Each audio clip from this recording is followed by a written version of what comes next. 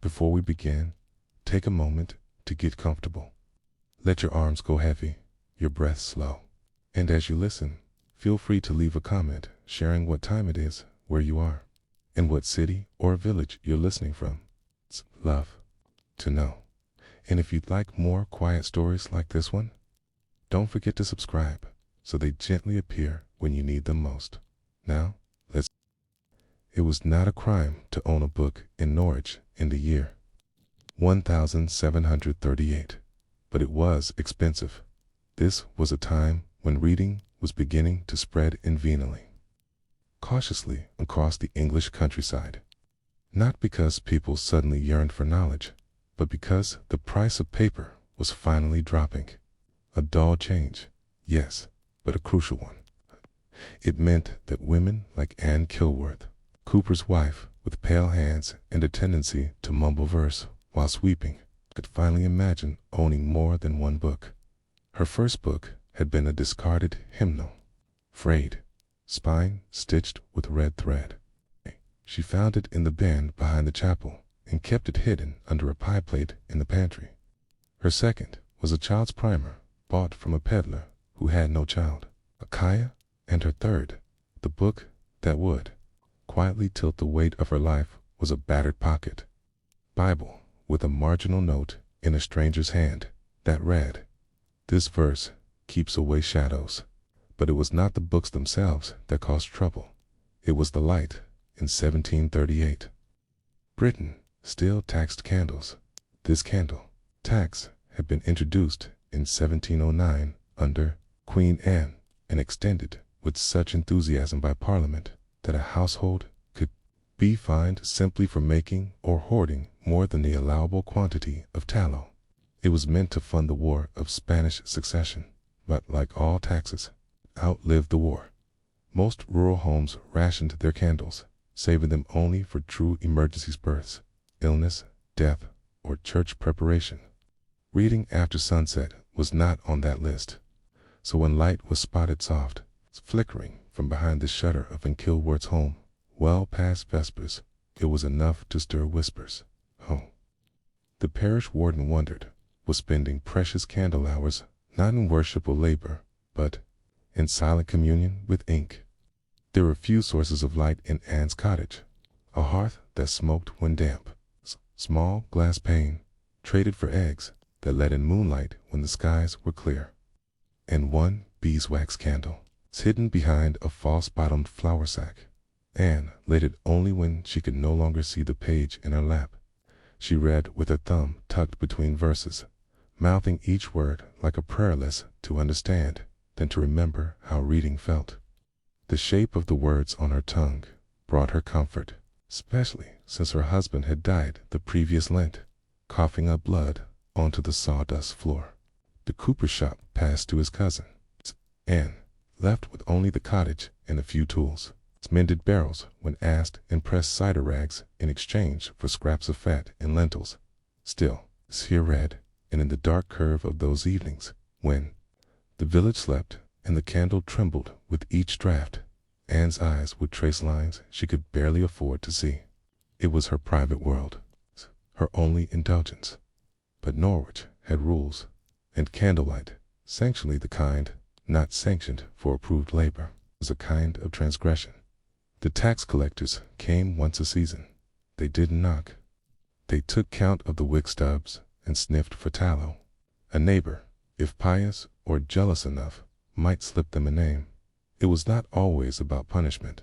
Sometimes it was just discipline. "You must understand," said Reverend Lantwood in his homily one gray Sunday morning. Light is a resource for righteousness, not indulgence. Idleness of the mind is no less a sin than idleness of the body. Anne sat at the back of the chapel, bonnet drawn, hands folded tight. She could not tell whether the words were for her. She only knew that her candle had burned lower than she meant the night before, and someone had seen. By the time Constable Harborough knocked on her door, Anne was already awake. He did not accuse. That was not his way. He asked to inspect the hearth, inquired about the source of her firewood, commented on the moisture in the beams. Only after an awkward silence did he glance toward the pantry. Some of the children said they saw light, he said. It's likely nothing. We're just keeping the parish in order. Cain said nothing. She thought of the words she had read the night before. Psalm 119, a line that hovered still in her mind. Thy word is a lamp unto my feet and a light unto my path. She almost laughed. A lamp, indeed. That flickering stub had barely lasted the chapter. I do my stitching late sometimes, she said. I don't sleep easily. The constable nodded. Of course, it's just, well, the light frightens some. They think it might be a fire. You understand? She did, but not the way he meant. After he left, and opened the pocket Bible and stared at the marginal note again. This verse keeps away shadows. But shadows, she thought, were not the danger. It was visibility. In the weeks that followed, the village began to shift in subtle ways. Children crossed the lane rather than pass her door. The parish baker forgot her usual loaf. And the midwife, who once traded root vegetables for salt, now said her pantry was spoken for. It was not cruelty. It was social architecture. And was, quite simply, no longer views. Reading had marked her not with sin or heresy, but with a kind of disobedience that communities could not tolerate quietly, especially not from a widow, especially not at night. But she refused to stop. Instead, she began placing bits of charcoal in a jar. She learned to crush burnt bone into powder and mix it with egg white to make a sort of ink. By day, she read. By night, she wrote. Not letters, not poetry, just copied lines, verses, recipes, any sentence that had once meant something. One day, a scrap of parchment fluttered out of her sleeve while she was collecting water. A child picked it up. It read, The heart of the prudent getteth knowledge, and the ear of the wise seeketh knowledge. That night, her front step was marked with a chalk X. She swept it away, but it returned, twice, 3 times. Then, one night, her candle went missing. The flour sack lay open, empty. Her writing scraps were torn, half burnt in the grate. She knew then what was coming. What was it, exactly, that Norwich feared? Not her, not even the candle. Perhaps it was the idea that knowledge, quiet, persistent, necessary knowledge, could grow where it wasn't planted, that someone might learn something that wasn't assigned. By reading after sunset, Anne Kilworth had made herself unpredictable, and the parish did not like unpredictability. What happens, you might wonder, when someone continues to read even after being warned?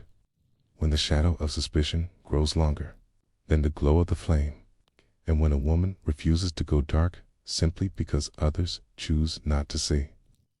These were the questions flickering in the corners of her cottage, unspoken, but waiting, just like the watches outside her door. Anne Kilworth had always known how to make herself small. She had spent her youth in the back pews, her middle years in the quiet corners of alehouses, collecting her husband's tankard, and her widowhood in the slim margins of public life where a woman might move without notice. It was how she survived. Survival, as she was beginning to realize, was not always the same thing as safety. After her candle disappeared, no sign of a break-in, no forced latch, just a missing stub of beeswax and ash in the hearth. She didn't leave. The quiet around her home thickened. Neighbors, once content to pass her by now, paused at her gate. They didn't say anything, but their silence said plenty. Silence was a language in rural England. Silence could damn. The parish had not accused her outright, but in Norwich, no formal. The accusation was necessary when suspicion had already been dressed in the robes of righteousness. The villagers had begun to observe and to wait. That is when the midwife arrived. Her name was Eliza Faircroft. She was not young, pushing 50, with shoulders like a scullery girl and a face so lined it looked like the pages of a dried book. But she had 2 things Anne respected more than anything: literacy and memory. Eliza remembered things, details, names, dates, and she could read them all. 2, though she never said where she learned. She showed up on Anne's doorstep, unannounced. "Chilly morning," Eliza muttered as she stepped inside, unwrapping a thin scarf from her neck. "I thought I'd check your stores." Anne blinked. "My root cellar. Winter's coming. And with the baker turning you away." "Well?" She didn't finish the sentence. Anne nodded, stepping back. This was how charity worked here. Disguised, looped through duties no one asked for. "You've heard?" "Then," Anne said carefully, closing the door. Eliza paused. Her eyes moved toward the pantry, then to the hearth, then to the window shutters drawn. She did not ask directly. Instead, she pulled a small satchel from beneath her cloak and set it on the table. 3 candles. Full length, beeswax. Untaxed. Anne stared. "I had twins at the edge of the parish," Eliza said. "Payment in wax. Country folks still trade what matters." Anne's fingers hesitated over the candles. "This is dangerous. So is reading after sunset," Eliza said softly. "But that's not what you're afraid of." Anne looked up. "No one minds a widow reading a hymnal," Eliza continued. "But a widow who reads things without a priest's instruction, who writes things that unnerves people." Anne did not respond.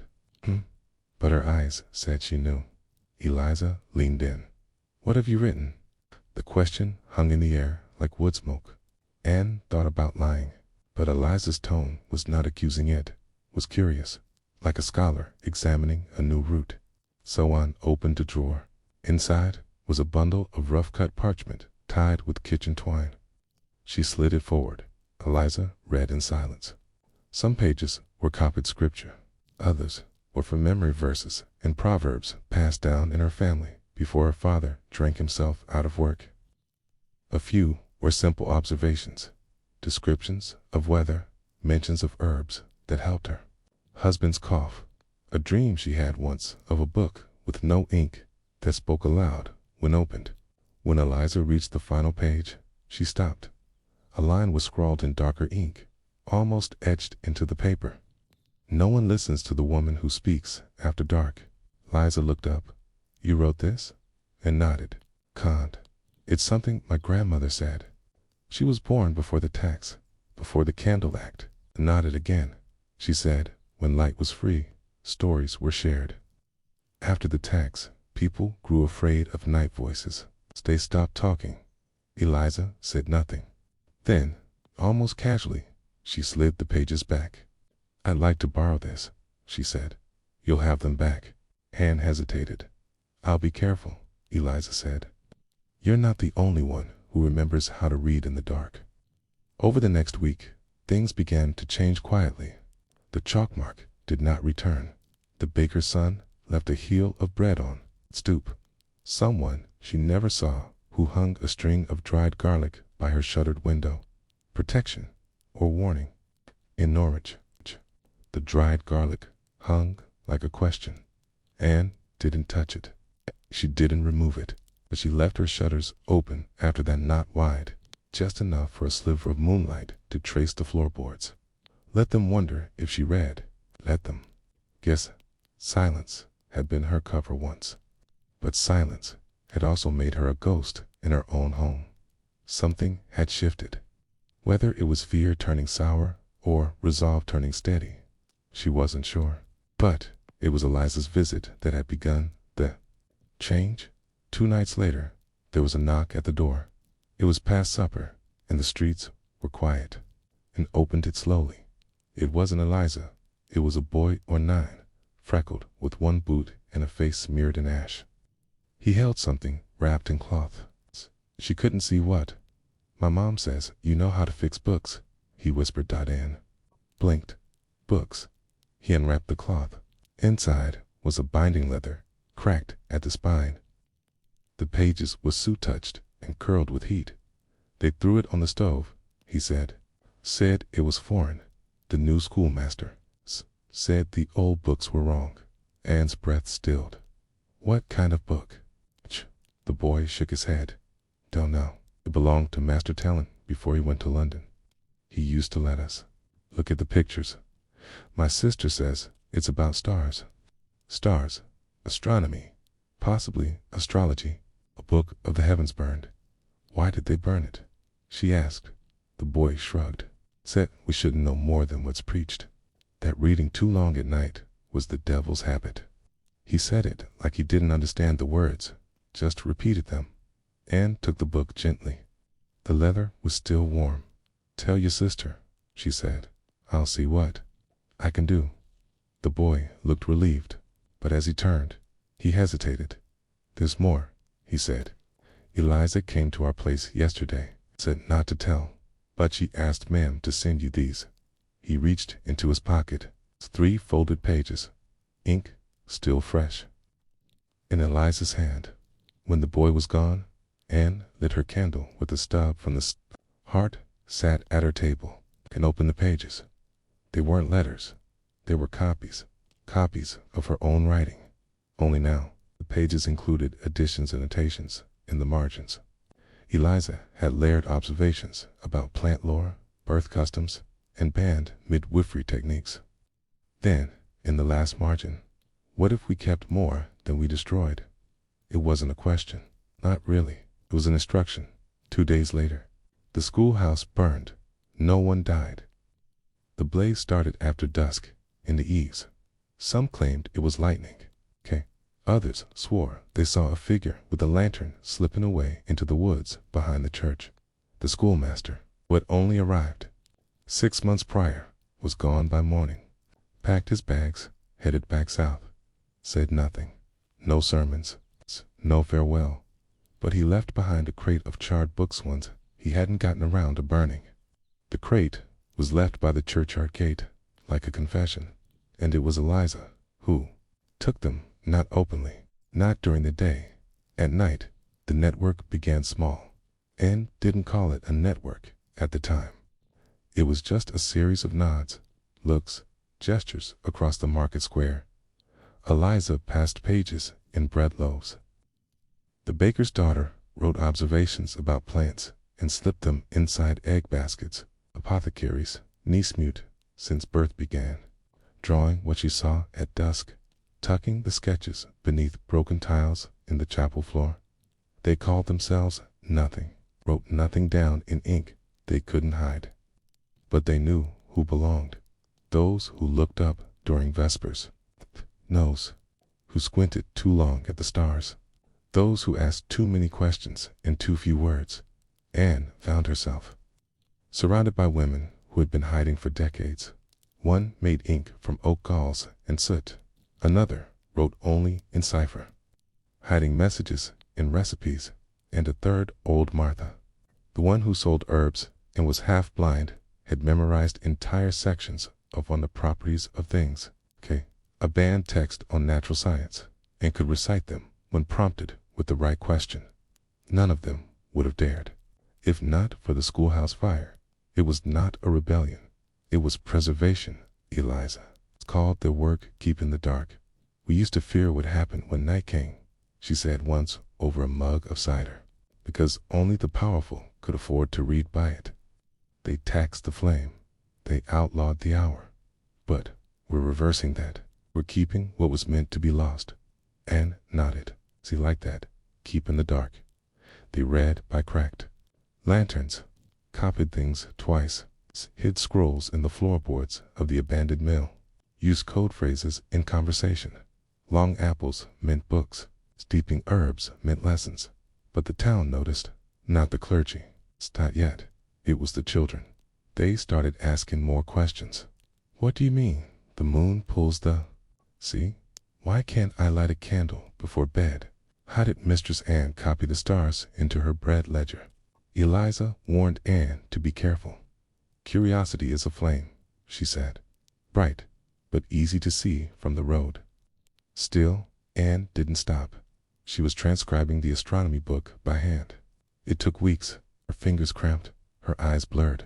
But she knew this was work worth doing, even if no one ever saw it. Then came the knock. This time, it wasn't a child. It was 2 men, one in wool, one in cleric's black. They did not enter, just stood at the gate, hands folded. And Kilworth, the priest, said calmly, "We're conducting an inventory, an inspection of sorts. Inspection of lights used after sundown. It's a matter of resource allocation. The town is concerned about fire hazards. You understand?" Said nothing. "We'll return in 3 days," he continued. "Just be ready." They walked away. Not a threat. Not yet. But a warning. Eliza came that night. "You'll have to burn the copies," she said. "No, Anne, if they burn," Anne said slowly, "so do we." She didn't sleep. The next day, she went to the mill. Inside, 3 girls waited. One of them, the apothecary's niece. They didn't ask why she'd come. They just looked at the bundle in her arms and unwrapped it. Inside were the pages of the astronomy book, her own writings, Eliza's annotations, and even a poem she found once carved in chalk on the church wall. They laid the pages on the floor, in a circle, then covered them with flour sacks and dusted the floor with soot. "Too much light," said one girl, "and they'll see us from the road. Then we'll keep the dark," Anne whispered.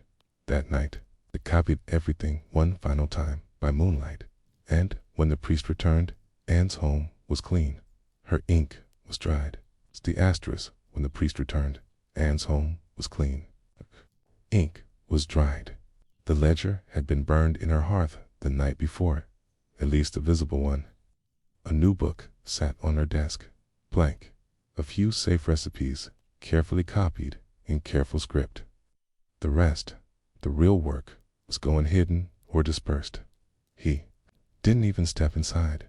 Instead, he gave her a soft nod, eyes scanning the cracked shutters and low-burning hearth. Perhaps he saw nothing. Perhaps he saw everything. But whatever he understood, he didn't say. Instead, he looked at the boy behind him, page in dull brown wool with a tablet tucked under one arm. "Mark her as compliant," the priest said, quietly, and that was that. The inspection passed. The inventory was complete.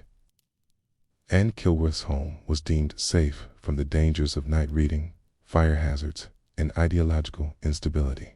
The darkness was preserved, at least on the surface. But what he didn't know, what he couldn't have guessed, was that darkness had changed. It was no longer empty. It was full of knowledge, hidden texts, of slow and careful resistance.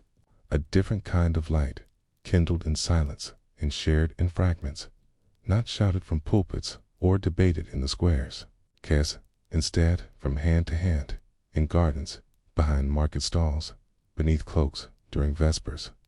Eliza had begun collecting charcoal sketches drawn by the apothecary's niece. The girl never spoke, but her drawings had started forming their own kind of language. Stars with eyes, roots shaped like question marks, birds flying backwards with scrolls in their talons. Eliza kept them in a woven pouch, adding notes in a narrow, careful hand. "She's documenting things," Eliza said once, "in symbols. Safer that way." Anne had smiled. "It's more powerful too." They started calling the mill the reading place, though no one said the words aloud. It had no door, just a rusted latch and a bundle of dried herbs hanging over the entrance's signal, quiet and steady. If the bundle was gone, it meant the mill was unsafe. If it swayed gently in the breeze, it meant someone was inside, copying, preserving, translating. Remembering that one evening, Anne brought a new page to the mill. It was a translation of a traveler's diaries, something she'd come across wrapped around a block of butter from the cheese cellar, reused as packing. It mentioned foreign seasons, star maps of distant lands, descriptions of strange moons and winds that moved against the oceans. She had copied it carefully, fascinated by the idea that knowledge had traveled so far through salt, parchment, language, as she set it down on the floor of the mill. She noticed a girl no older than 12, crouched in the corner, carefully, pressing charcoal into paper with the blunt end of a twig. "What are you drawing?" Anne asked softly. The girl looked up. She was barefoot, wrapped in a shawl far too large for her. "It's a library," she said. "But underground," and blinked. "Have you seen one?" The girl shook her head. "Not really, but I dream about it. Shelves made of stone, books made of bark, lit by mushrooms that glow," and knelt beside her. "That sounds beautiful." Girl nodded. "Do you think it could exist?" Anne didn't answer. She didn't need to. They both knew the answer. In some way, it already did. It already did. The word began to spread, though never openly. It happened in riddles and rhymes, in unusual pauses during sermons, in the way certain women lingered at the well a moment too long, as if waiting for a phrase to be passed instead of water. No one ever named the network, but it began to feel like a body, a living, breathing organism composed of women, girls, scraps of text, hidden spaces, nighttime hours. They weren't trying to change the world. They were trying to remember it. And in a time where remembering was dangerous, that was more than enough. One cold evening in late November, Anne received a visitor she hadn't seen in years.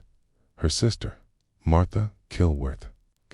Once a bright girl with clever hands, had married into a merchant family and moved south to London nearly a decade before. They had corresponded for a time, but after Anne's husband died and the candle tax grew harsh, the letters had stopped. Now she stood in Anne's doorway, cloaked in fine wool, eyes searching the corners of the dim kitchen. "I heard rumors," she said, stepping in without waiting. Anne raised an eyebrow. "From whom?" "A vicar in Hackney." Martha's voice was low. "He spoke of women reading by stolen light, of networks," which came up. "Your name was never spoken." But she stopped, scanning Anne's face. "But you knew," Anne said simply. Martha nodded. "I hoped." Sat together at the table, the candle between them guttering in the breeze from the poorly sealed window, and offered tea. Martha declined. Her eyes were focused, troubled. "It's dangerous, what you're doing," she said. Anne nodded. "Yes, you could be taken." "Yes, then why?" Anne looked down at her hands, stained with ink, rough with cold, steady with time. "Because silence grows mold," she said, "and women deserve more than damp corners and whispered warnings. We deserve memory. We deserve maps." "Okay." Martha said nothing for a long time. Then she reached into her bag and pulled out a small, leather-bound volume. "I brought this," she said. "It's a book of household finance. My husband thinks it's to help the maid keep accounts. But look closer." Opened it. Inside the pages were layers of other texts, carefully inked between the lines of columns. Herbal remedies, annotations on anatomy, a transcription of part of Pliny's natural history. Some pages were sewn together at the edge, hidden chapters. Anne looked up, astonished. Martha's smile was faint, but real. "I started my own," she said. "In London, we call it the Mushroom Circle." Anne laughed, quiet and delighted. "Glowing mushrooms." Martha winked. "Of course," they embraced, for the first time in years.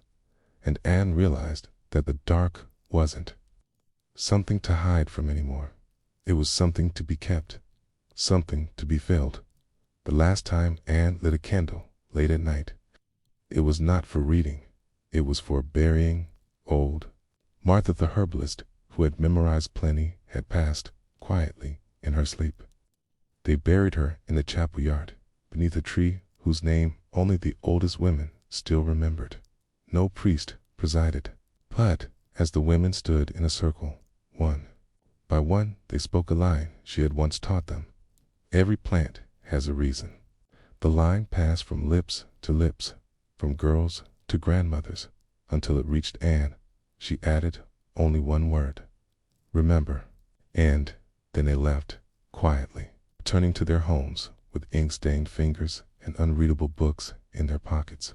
Years later, when the candle tax was lifted and the law relaxed its grip on who could own and use fire, the books began to emerge, not all at once, Not in the open, but in corners of new libraries, in margins of ledgers, in the drawings of girls who grew into midwives, teachers, and translators.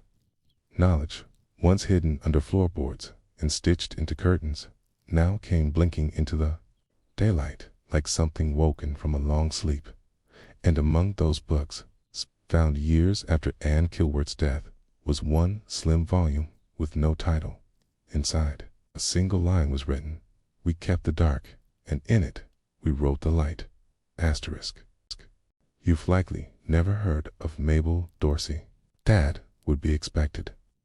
She left behind no children, no grave of note, and not a single published work in her name. But in the village of Tideswell in Derbyshire, during the long frost years of the early 1780s, home was a quiet interruption in the usual order of things. Mabel had lived through 2 husbands, in one particularly nasty war. She survived the bread riots, the tax levies that followed, and the kind of winter that made even the sturdiest barns weep at the corners. She didn't talk much. She wasn't fond of the chapel. She had an odd hobby that many in the village pretended not to notice. She collected calendars. Not just 1 or 2, she had dozens. Not the decorative kind, either.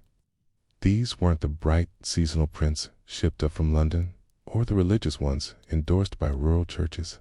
Hers were different. Homemade, copied, translated. Some handwritten, others traced over like sacred maps. Some even stitched onto linen with dates running in neat arcs around a sun made of buttons.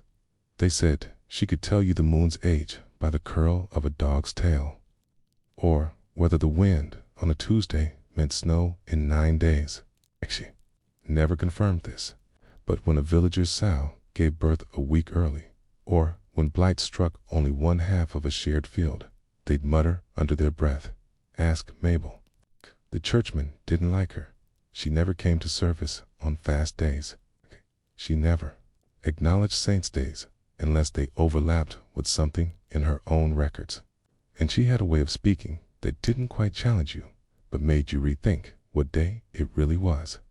She never said the date. She'd say something like, "We're on the 17th breath after Michaelmas," or 3 shadows past the last frost. But she wasn't a witch. Not in the way people used the word then. She didn't sell potions or draw chalk circles. She didn't hum spells or chase owls through graveyards. She simply remembered things that others forgot. And when asked where she learned these things, she always gave the same answer. "The days themselves told me, on the last market before the snow that year." Mabel stood at her usual place, just to the right of the duck cages, before the row of carrot carts. She didn't sell anything. She never had. She simply watched. She wore 2 shawls, a brown bonnet frayed at the edges. Hent held a small booklet in her left hand, wrapped in twine. She wasn't reading. Not quite. Occasionally looked down, frowned, then glanced at the sky, or the ground, or the dogs milling nearby, as if something wasn't lining up the way she expected. A boy came to her side. Dirty elbows, bright eyes. "Mrs. Dorsey," he whispered. "My uncle says you're hiding books again." She gave a low chuckle. "Is that what he says?" "Says you read when the bells ring at night." "Well," she said, looking up at the church tower, just visible through the trees, "they do ring at curious hours." The boy grinned. "But reading after dark's not allowed now, is it?" he asked. Mabel looked at him squarely, the corners of her mouth pulling tight. "Not officially. Not by candle. Not for women. But you still do it?" She didn't answer. Instead, she reached into her pocket and pulled out a folded scrap of parchment, nearly translucent from wear. She handed it to him. "What is it?" asked. "A date," she said. "The day the frost ends." He blinked. "How can you know that?" "I don't know," she said. "But the days have patterns, If you listen, they tell you what's coming." He opened the scrap and read, "March 4th, 1784. It meant nothing to him then, only that it sounded far off. But later, much later, he would remember that date, 'cause that year The frost lingered longer than anyone could recall. And on March 4th, just after midday, the first daffodil in Tideswell bloomed from beneath a blackened patch of ice. Of course, by then, the trouble had already started. What Mabel had failed to notice at the market while she was tracking wind patterns and trying to guess when the sheep would begin limping from the cold was that someone had been watching her. Not the village constable, not the taxman, not even the priest, who rarely dared speak to her unless absolutely necessary. It was a newcomer, a reformer, the kind who had come north from the cities, sent by the bishop's administrative office with a clipboard and a linen bag full of pamphlets. Okay, wore gloves, even indoors, and he spoke with the tone of someone who believed rules were not just rules, but gifts to the ignorant.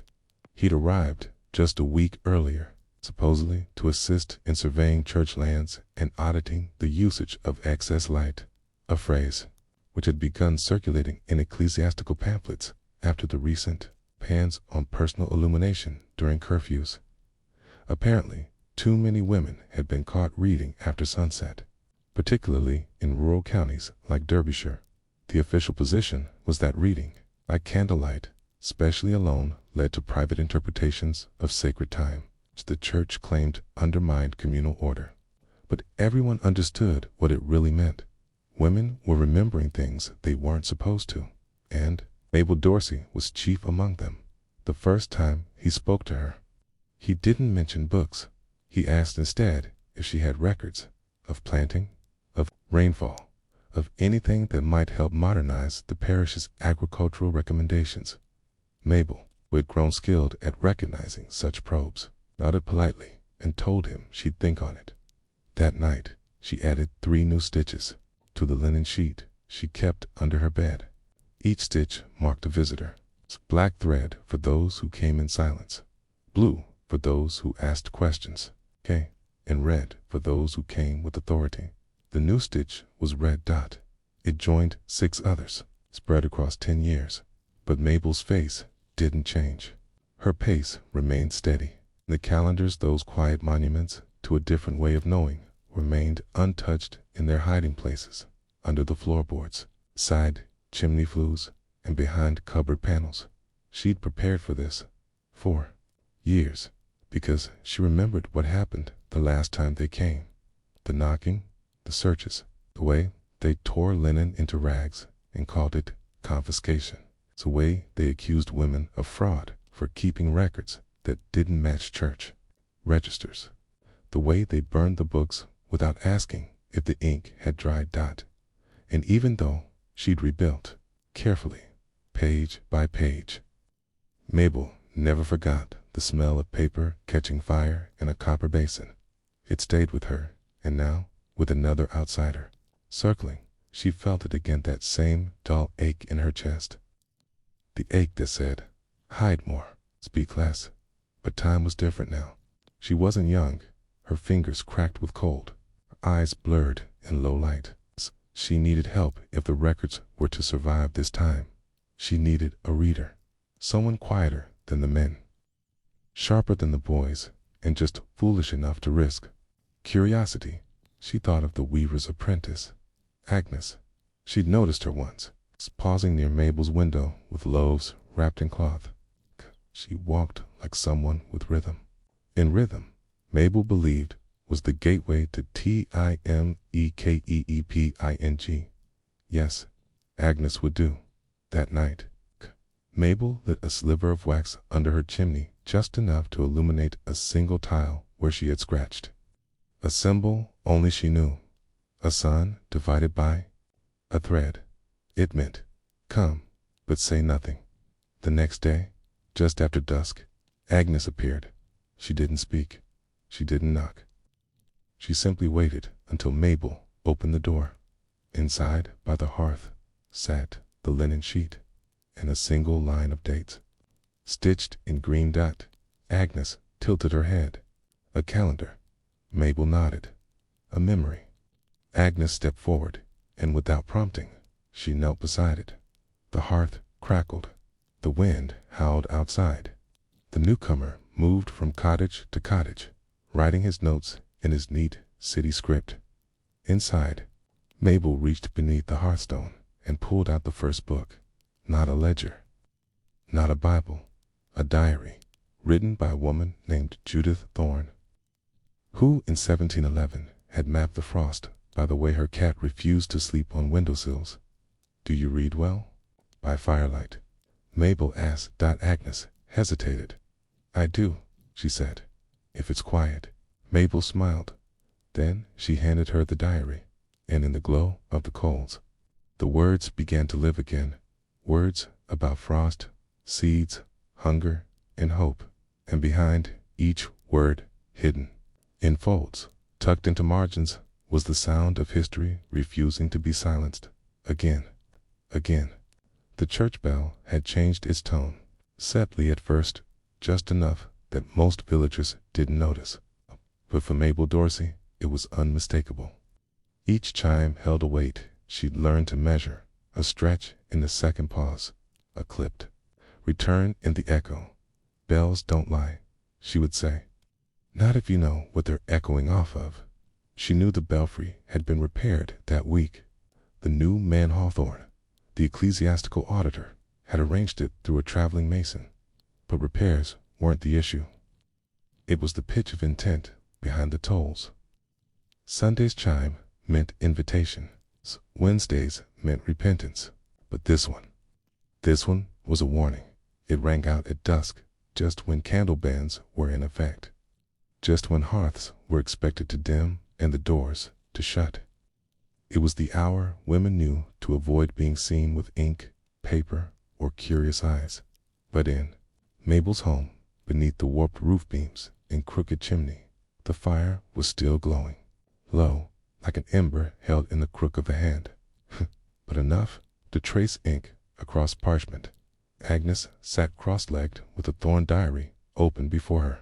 Her left thumb held the cracked spine, while her right hand hovered over the pages, reading not only the lines, but the rhythm of their spacing. Mabel, seated opposite, had her calendar cloth spread out over her lap, needle poised, listening to the sounds of the page turning like one might listen for changes in the wind. Judith Thorne's words were strange. Her script leaned leftward, her margins filled with side notes about birth dates, spilled milk, and the location of shadows at mid-morning. She'd recorded the exact time her bread failed to rise, and what phase of the moon accompanied the event. "Clouds at quarter moon," Agnes read aloud. "Bread failed by noon." Mabel nodded approvingly. "That's not superstition," she said softly. "That's the logic of repeated suffering." Agnes looked up. "You mean," she wrote these because her life depended on it. She wrote them, Mabel said, because no one else was. There was a long silence then. Only the ticking of the old brass kettle hanging over the coals. The room had that stillness known only to women who have learned to read in secret, where words arrive like whispers from long buried friends. Agnes turned the page. There were more dates, tiny calendar wheels, circles divided into frost marks, ink blots where the parchment had been touched by steam or tears. One entry simply read, "Boys came with candles, took everything." Agnes blinked. Was this, ... Was Judith caught? She was, Mabel whispered. Not for sorcery, not for heresy, not even for trespass, but for disobedience. Agnes lowered her voice instinctively. What happened? She vanished. Vanished how? Mabel threaded her needle through the edge of her linen calendar. Vanished the way women do when they know something too early. Agnes sat back. Few embers shifted in the great dot. Mabel folded the calendar across her knees.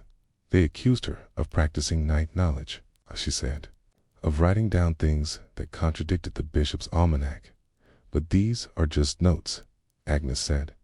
Observations. Weather and flower and ... goat behavior. That's the worst kind of contradiction, Mabel said. Kind you can't disprove. It's a kind that builds over time until it becomes a body of truth. Agnes looked back at the diary. Suddenly, its ragged edges and uneven script looked sacred, like something dug up from a burial mound. A record not just of a woman's thoughts, but of her resistance. She flipped ahead. There, scrawled in a different hand, smaller, more cautious, was a list of symbols. A circle, a tapering line, it marked that looked like a thumbprint. "What are these?" she asked. Mabel didn't answer at first. She took a small box from beneath the hearth, unlatched it, and removed a thin strip of vellum. On it was a near-identical row of symbols, arranged by season. "They're shadow tags," she said. Shadow. Ways to measure what a person sees at the same hour every day. Without clocks, without bells. Just you and the sun and the way your wall looks at dusk. Agnes leaned closer. "This one," Mabel said, pointing to the tapering line, "means the sun reached the northeast corner of Judith's barn. Only happens 3 days before the thaw. If it doesn't happen by then, you get blight." "This?" Agnes asked, pointing to the circle. "Equinox window." "What does that mean?" "It means," Mabel said, voice low, "the day your knowledge and theirs become equal, and after that, they begin to fear you." Agnes swallowed. "You've been collecting these?" Mabel nodded. "For how long?" "Since the last time the frost didn't come." There was another pause, this one more anxious. "I thought frost came every year." Mabel looked at her. "Not if you measure differently." Outside, the sound of boots pressed into the snow. Not the casual rhythm of villagers, but the ordered, deliberate stride of men, sent with a purpose. Agnes stiffened. "Mabel, didn't fire out," she said. "Diary under the kettlestones. You take this." She handed Agnes a square of folded cloth. Inside was another calendar not stitched, but burned into the fabric with soot and vinegar. A dark, tactile guide for blind reading. "What is this?" Agnes whispered. "A second record. If they take the words, they won't take the pattern." There was a sharp knock at the door. Mabel stood. Her face became the stone of the old village, wall-weathered but unbreakable. She opened the door. Hawthorne stood there with a second man beside him, broad-shouldered, likely a local constable, borrowed for the day. Both had scarves over their mouths and the stiffness of those who did not trust the cold. "Miss Dorsey," Hawthorne began, removing his glove. "We've had reports. People say a lot," Mabel replied calmly. "We've reason to believe," he continued, "that you've been disseminating unapproved calendars." Agnes tensed behind the hearth. "What does a calendar need approval for?" Mabel asked. Hawthorne stepped inside, uninvited. Dates contradicting liturgical order, unauthorized festival records, connotations on celestial events without proper annotation, that sort of thing. Mabel tilted her head. "Then you'll want the church roof," she said. "Its shadows contradict your entire season." The constable made a noise, half chuckle, half groan. Hawthorne ignored it. "May we inspect your property?" "No," Mabel said. "But you will anyway." Hawthorne nodded. He signaled to the constable, who began opening cupboards, shaking out shawls, tapping at the walls with the handle of his walking stick. He was not violent. He was not gentle. He was the embodiment of sanctioned discomfort, there to unsettle, not to destroy. But Mabel was unmoved. She sat down. Agnes remained hidden. The soot calendar pressed flat against her ribs. In time, the constable returned with nothing. "No books," he said. "No ledgers, linens, and ash." Hawthorne frowned. He looked to Mabel. "We'll be back," he said. "I expect you will," she replied. They left. The door closed, and in the stillness that followed, Agnes emerged from the shadows like someone returned from a different world. Her eyes were wide. "Why do they care so much?" she asked. Mabel exhaled. "Because if women remember the days for themselves," she said softly, "they might start remembering who they were before the days were named for them." Agnes looked down at the soot calendar. It's all here. Mabel nodded. But you'll have to memorize it. This version fades in a week. And then, Mabel said, lighting the fire again, you stitch what you remember. And if I forget? Mabel smiled, eyes warm despite the draft. You won't. Not if you've read it by firelight. Outside, the bells began again. Inside, two women continued reading, one with her eyes, the other with her hands. The old world waited outside the door, but inside, time was being rewritten quietly, patiently, invisibly, one mark, one stitch, one breath at a time, at a time. A week passed, then another. Agnes no longer measured her life by sunrises or sermons. She marked her days by the warmth of the kitchen hearth, by the smell of scorched linen from hidden soot ink, by how far she had memorized the seasons encoded in thread. Her fingers itched when she touched unmarked cloth, as if it should be full of symbols by now, stars for frost days, birds for market days, crescent moons for silence. And she had learned the silence, learned that real knowledge didn't scream. It sat, waited, nested in folds of fabric or the hush of a breath taken before answering a knock. The knock came again, only this time it brought fire. It started on the far edge of town, near the brewer's shed. Word arrived at Mabel's door, not through formal notice, but by smoke curling along the frost line of her window. Black, oily, creeping smoke, the kind that only rose when paper burned. By the time the baker's boy ran up the lane, breathless and red-faced, Mabel already had her water pails out. They're burning the church almanacs, he shouted, confused. Said there were errors, said the dates were wrong. Mabel didn't answer. She knew what this was, not a fire of punishment, but one of erasure. The almanacs were flawed, full of misaligned moons and harvest predictions that failed. The people had lost trust. Too many bad years, too many prayers that brought frost instead of rain, and someone had whispered that an old woman kept better records, that a widow with linen scrolls could predict the exact day bread would fail. The authorities decided the only way to restore order was to control the timeline itself, so they burned theirs. Then they'd come for hers. Agnes stood behind her, holding her soot-tinted cloth close. Do we run? Mabel shook her head. We do not run. That's what they expect. Then what? We make it fireproof. Before Agnes could ask what she meant, Mabel was at the hearth, pulling the iron skillet off its hook. She spread the soot-tinted calendar across the hot iron, sprinkled vinegar and egg white across its surface. The ink sizzled, darkened, then sealed. What are you doing? Agnes whispered. Baking memory, Mabel said, eyes calm. Okay, if they burn the paper, we'll make our knowledge into stone. Agnes held her breath. The cloth hardened slightly. The marks blurred, but they remained legible, almost branded into the fabric. Like a map scorched onto bark. Ancient. Final. Now folded, Mabel said. Hide it in your shoes. Agnes did. The rest, Mabel rolled into a scroll and placed it inside the hollow of her broom handle. It was a trick. Her grandmother had taught her, one of those rural defenses passed down without ceremony. By sundown, the flames had moved closer. The men from the town council wore gray smocks, not robes, not uniforms, just plain cloth like anyone else. That's how you knew it was dangerous. They wanted to look like neighbors, like kin, so that their violence would feel like guidance. They didn't knock this time.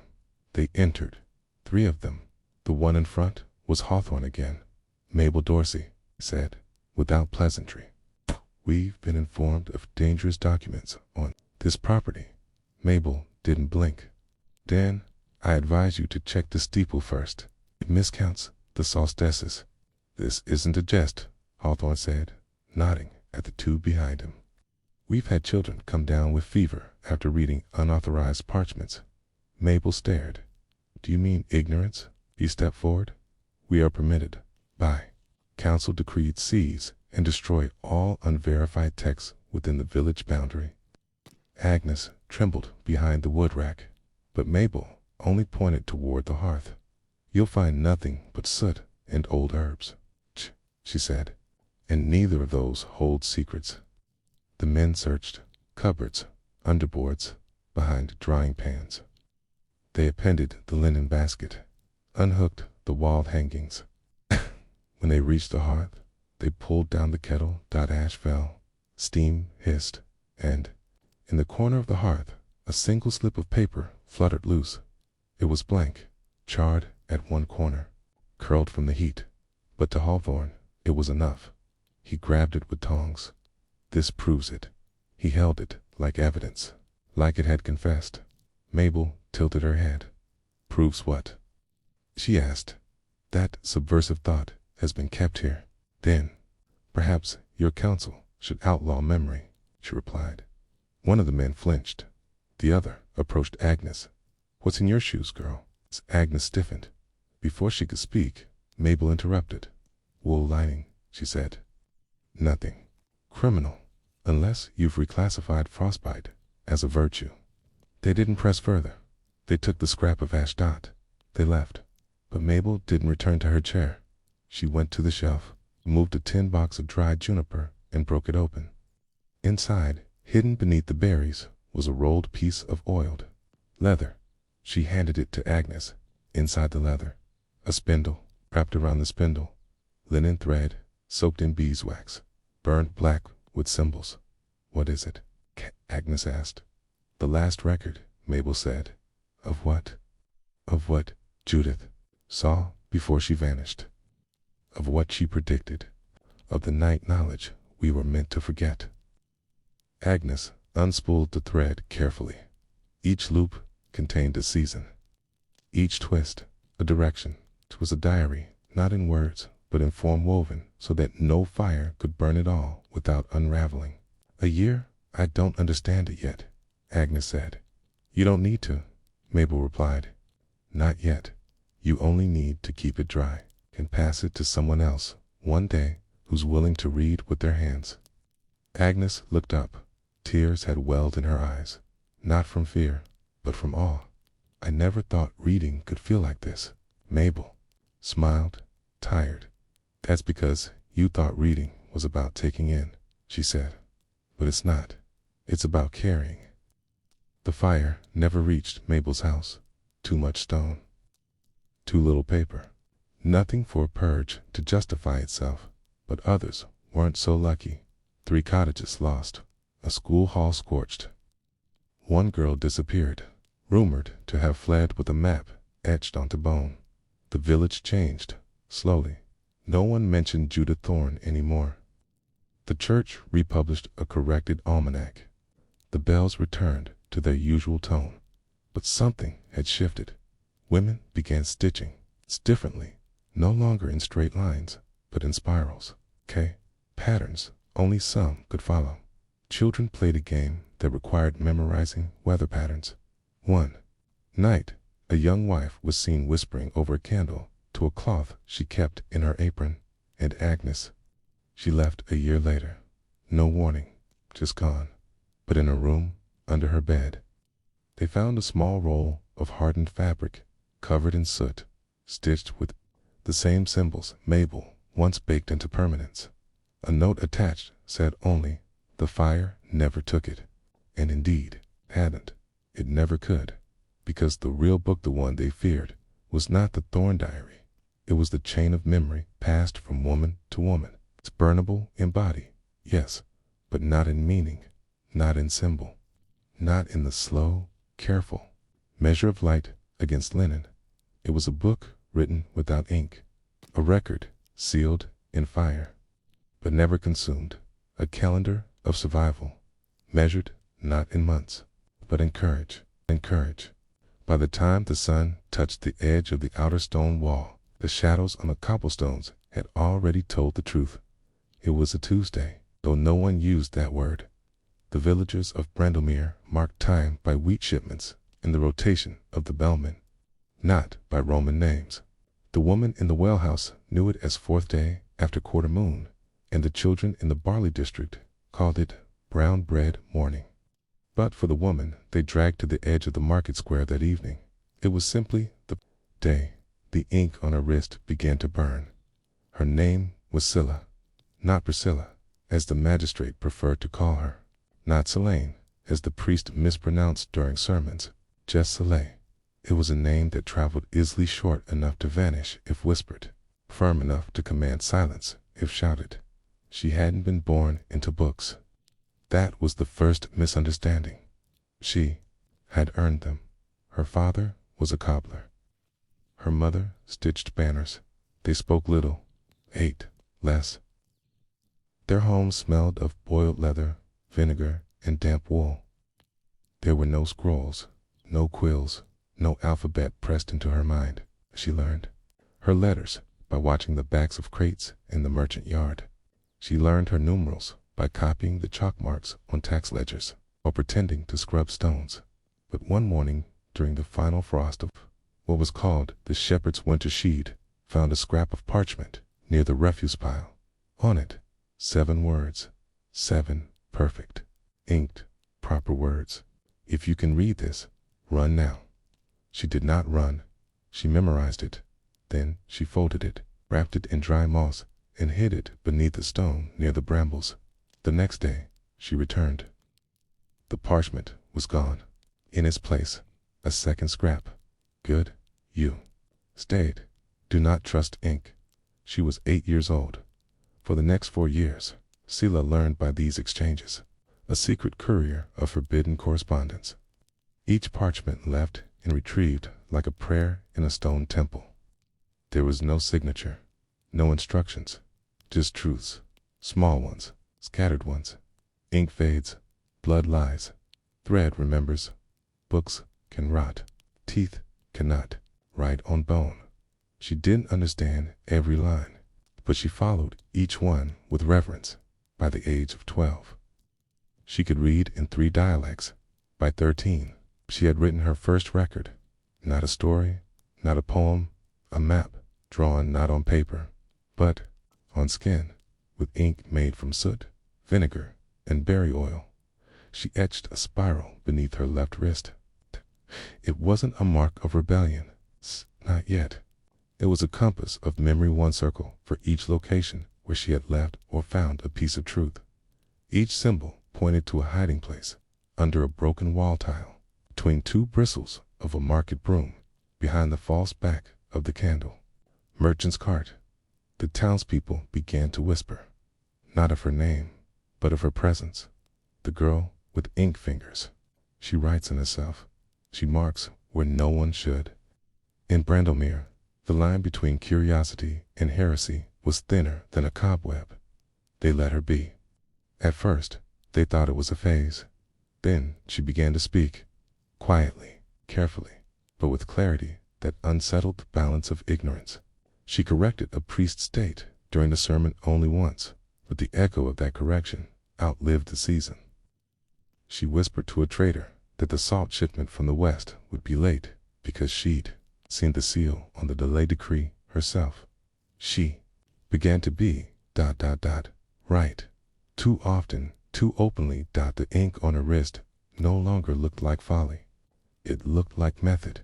When her mother died of winter lung and her father vanished into the Ironworks Guild, she lived alone at 15. She was the only unmarried girl in her ward, not in service or training, because no one wanted a girl who read. But they feared removing her to ... until the bell of evening. That's what they called the 6th strike of the tower, when candles were to be snuffed. A law, secular tasks ceased. It was the rule.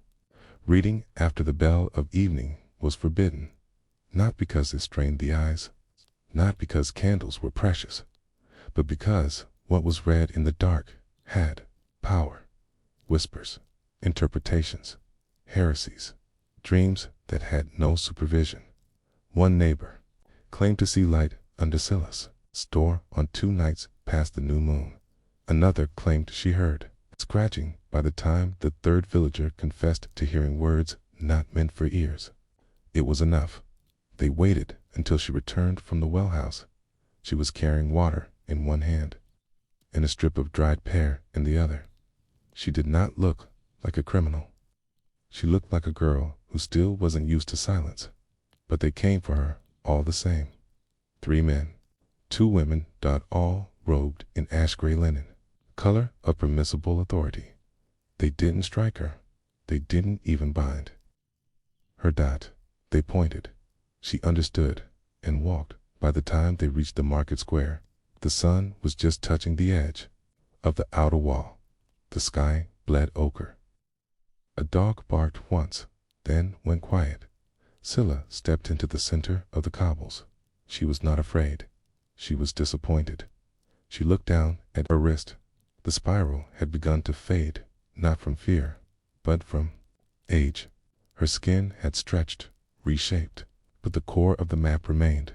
One circle, still visible. The one that led not to a stone or bramble, but to something buried. She raised her hand, not in protest, not in surrender. She pointed to the north edge of the square. The councilman Aldrich stepped forward. "Do you confess?" he asked, voice flat. Scylla tilted her head. "To reading. To the unlawful use of ink." Scylla looked at her wrist, then back at him. "I used knowledge," she said, "on your skin. Because parchment burns." Gasps. A few murmurs. Someone stepped forward with a pail of water and a cloth. They meant to wash it off, but as they reached for her wrist, smell rose. Vinegar, soot, oil. The ink would not lift. It had bonded with the outer skin. It would take days of scrubbing, raw cloth, and even then ghost traces would remain. She smiled. "You cannot erase a map that lives under scars." The council stared. Aldrich narrowed his eyes. "We could mark you publicly. Y'all ready?" "Half," she said. "I meant for others. I know." And with that, she sat right there on the cold stone, cross-legged, UNMOVING. They didn't drag her away. They didn't know what to do, because punishment was meant to erase. But this girl had already made her body into a page, one that couldn't be burned, one that couldn't be rewritten, one they didn't know how to read. So it left her there alone, but not silenced, because in the days that followed, girls began wearing WRISTBANDS thin cloth ties, some stitched with thread, some blanked out, but all of them covering a single spot just above the hand, where a spiral might go, where a secret might live, where ink had once burned and told the truth. The truth. They never said her name again.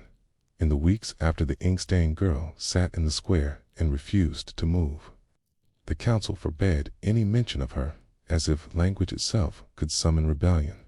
Scribes were told not to record the event. Church bells rang longer during evening prayers, drowning out whispers. Even the children, once curious, were warned with stories of women who forgot their roles and were turned into stone by candlelight. But stories, no matter how stern, never travel alone. They come with echoes, and echoes need only one ear to survive. It was the firekeeper who remembered, not because she sought knowledge, but because she had no choice but to witness it. Her name was Anne, and she lived in the arch house, at the edge of Brandelmere's eastern boundary, where the barley thinned and the wind traveled sideways through dry grass. She had no ink on her hands, no books on her shelves, but she was responsible for the hearth that warmed the outer quarters, including the room where the council met. She was invisible, and therefore ideal. Each morning she arrived before the bell, tended the embers, fed them with pine slats and dried moss. And in that silence, she listened. She heard the arguments, the plans, the justifications, the lies disguised as doctrine. She never interrupted, but she never forgot. So when they spoke of the girl Scylla, though they never called her, then heard every syllable, heard the proposal to send her away, heard the rejection of that plan for fear that she might carry her ideas to other towns, heard the debate about marking her skin with flame, as one elder suggested, before another reminded them that such a scar might look like a sigil, not a punishment. They decided on silence instead. But in new silence had seemed spots, places where heat escapes. That night, when the meeting ended and the councilmen filed out with full bellies and guiltless shoulders, she stayed. Let the fire fade, let the ashes settle. And then she took what little courage she had, bundled it into her apron, and walked to the square. The girl was still there, sitting, asleep, maybe, or meditating. Didn't speak, didn't kneel. She simply placed a folded strip of waxed cloth beside her and left inside that cloth a pinch of charcoal, a piece of bone chalk, and a square of hide. The next morning, the cloth was gone. But 2 days later, Cain found a slip of tanned leather in her fire basin, drawn on it. A mark she didn't understand, not a word, not a map, a symbol, spiral at first, then branching, like the inside of a shell. She burned it, not from fear, from protection, and each night after, a new one appeared, a different shape. Sometimes scratched with bone, sometimes smudged with ashdot. None of them said anything aloud, but the firekeeper kept as scrolls, as patterns. She stitched them into her apron, lining just one row at first, then another, until her plain gray apron was filled on the inside with an invisible alphabet no one else could see. She wore it under her uniform, every day, in the kitchen, in the courtyard, in the ash room. And though no one noticed, she began to feel different, not smarter, not braver, but less silent. The shift was subtle. She asked questions during bread collections. She refused to recite the approved list of permitted herbs when an elder widow asked for tea to soothe her stomach. She taught a young boy how to count using the pattern of bricks in the courtyard. While though no one had asked her to, when questioned, she smiled. When warned, she bowed. But she did not stop, because silence, once cracked, cannot be resealed. Then, without warning, the girl vanished. No one saw her leave. No one claimed to know how or when. One morning, she was simply gone. The corner of the square where she'd sat was washed and dusted. The stone she leaned against was replaced. A small sprig of rosemary was planted near the well. The council issued no statement. In life, as far as the records say, returned to order. But N knew that order, like ink, could be diluted. Over the next 3 months, she noticed oddities. A girl in the dye house wore a sleeve longer than required. A boy in the East Ward refused to repeat the rote lessons, instead drawing circles in the dust with his boot. A lantern near tannery flickered 3 times in the pattern of the evening bellevin, though no wind blew. Then, one fog-drenched morning, N found a stone placed carefully in her basin. Not just any stone, a smooth, flat disc with a shallow groove across the middle, like a pause in a line of music. Etched into it, with perfect care, was the same spiral she'd seen on the first square of hide. No other mark, no explanation. She stared at it and realized that she'd come something unexpected. Not a teacher, not a rebel, not a scribe, but a vessel, carrying symbols she didn't yet understand. Passing them through gesture and presence and persistence. The council might have erased the girl's name, but they had not erased the girl's grammar, because the new alphabet wasn't made of vowels or verbs. It was made of pauses, patterns, people, every person who wore a band, every child who traced a line in dust, every elder who left a mark under a bowl or inside a worn page. They were letters now, and N was the sentence holding them together. She didn't seek recognition, only continuity. And so, each week, she added a single new thread to her apron lining. Not words, not names, just curves, symbols, stitches that bent like the spine of a secret. She never spoke of them, but when she died, many years later, they buried her in the robe she'd worn all her life, and only one person. The apprentice firekeeper noticed the lining. He didn't tell anyone, but when he stitched his own robe, years later, he left a patch on the inside blank dot, just enough space for a story that had no ending. The firekeeper was gone, buried quietly, without ceremony, in the narrow strip of land east of the ironwood grove where the graves held no names, only seasonal stones, spring flowers for midwives, harvest wheat stalks for bakers, just from burnt letters for those who had once copied names. N received no such token, just the hollow thump of earth on wood, and yet she wasn't forgotten, not because someone wrote her story, but because someone kept it. The boy who noticed the apron lining was not a scholar. Tainy Matthee does not appear in any official ledger from Brandlemere. He had been apprenticed to N, not for his skills, but because his mother could no longer feed him. His job had been simple: carry wood, clean embers, and speak only when spoken to.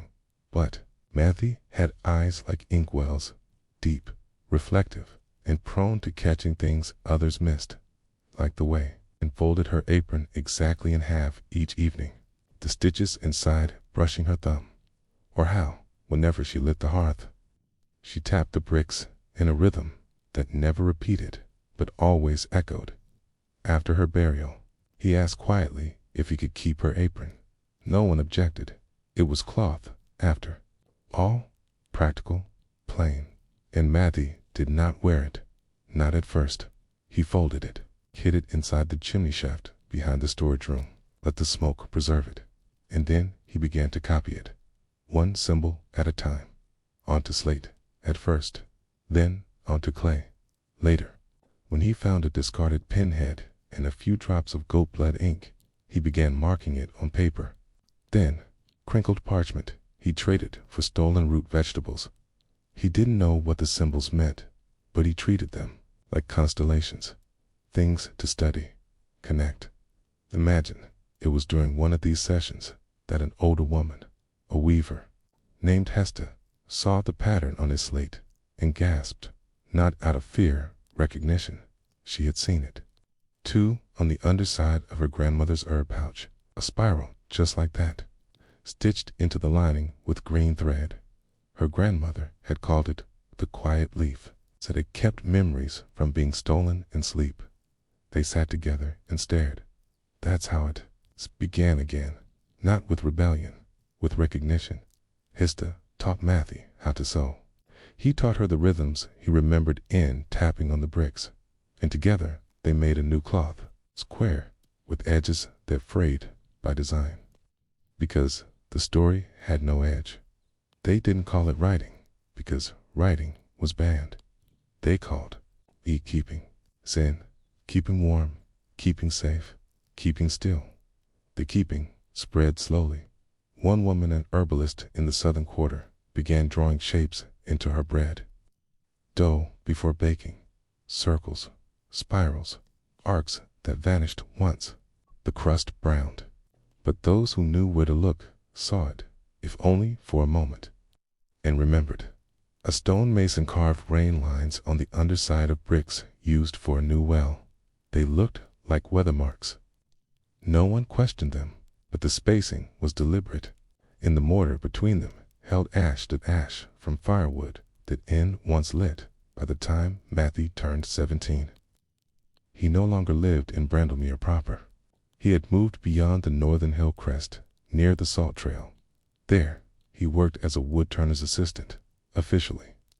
But in the evenings, he taught a different craft, in a hut with no roof beams, so the stars could look, and he showed 3 others how to copy the keepings. Each one made a square. Each square used a different material: thread, soot, resin, wax. They weren't consistent. That was the point. No one symbol repeated the same way twice. This made them impossible to catalog and impossible to destroy. And from that inconsistency came truth, because the truth was never about the symbols. It was about the silence they disrupted, and the silence they left behind. In the nearby town of Elvert, a fire caught one winter, destroying half the mill quarter. Among the rubble, an iron bale was found with small rivets inside the base hotly placed. When cleaned, the pattern of rivets looked exactly like one of the original spirals. N had passed to the girl in the square.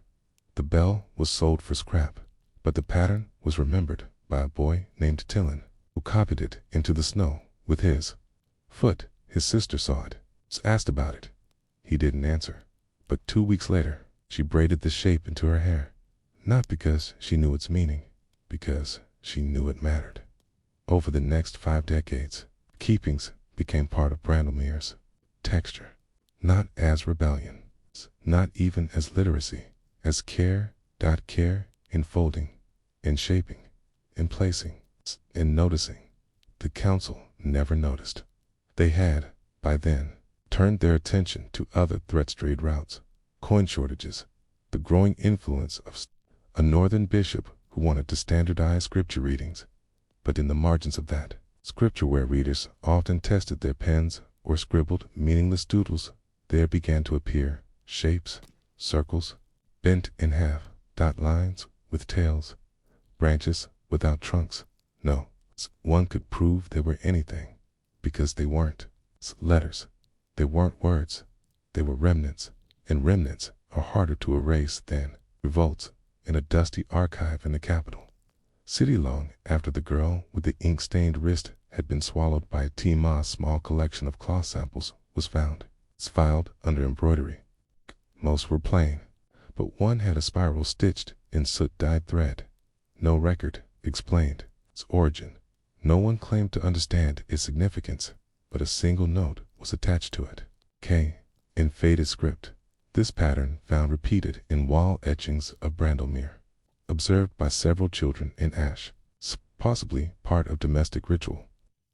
And so, the ink returned, not as law, not as rebellion, as ritual, passed hand to hand, apron to apron, ash to ash, talk, until generations later, a teacher in a rural hamlet began encouraging her students to write letters in the air with their fingers before bed, not from books, not from recitation, just by remembering a shape, tracing it, closing their eyes, and falling asleep, knowing that somewhere, long ago, a woman once sat in a public square with a wrist stained in ink, not because she had written something dangerous, but because she had read something forbidden after sunset, and in that simple, silent act, she changed what silence meant. She gave it shape, and shape, unlike words, does not fade. It is carried. It is kept. It's kept. There was nothing extraordinary about the churn. It sat, as it always had, the northeast corner of the kitchen, wedged between the beet sack and the split-leg stool, beside the window that never fully closed.